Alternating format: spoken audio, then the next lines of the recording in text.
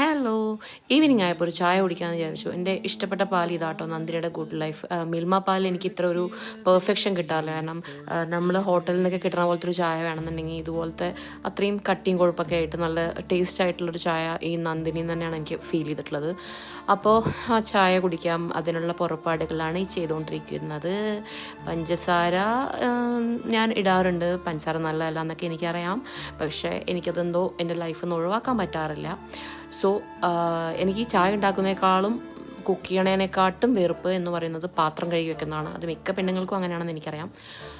ഇന്ന് കുറച്ച് tough day ആയിരുന്നു. കാരണം എൻ്റെ ഒരു കുറച്ച് ഇഷ്യൂസ് കാരണം ഞാൻ സ്റ്റേഷനിലൊക്കെ പോകേണ്ടി വന്ന സമയത്ത് പോലീസുകാരുടെ ആ ഒരു സമീപനം, പോലീസുകാരുടെ ആ ഒരു സംസാര രീതിയെല്ലാം കണ്ടപ്പോൾ എനിക്ക് സത്യം പറഞ്ഞാൽ കുറച്ച് ഇറിറ്റേറ്റഡ് ആയി. ബിക്കോസ് പറയുമ്പോൾ എല്ലാം പെണ്ണുങ്ങൾക്ക് സപ്പോർട്ടാണ്, പക്ഷെ നമ്മളൊരു സിറ്റുവേഷൻ വന്ന് നമ്മൾ പോണ സമയത്ത് ഇവരെല്ലാം പെണ്ണുങ്ങളെയാണ് ബ്ലെയിം ചെയ്യണം.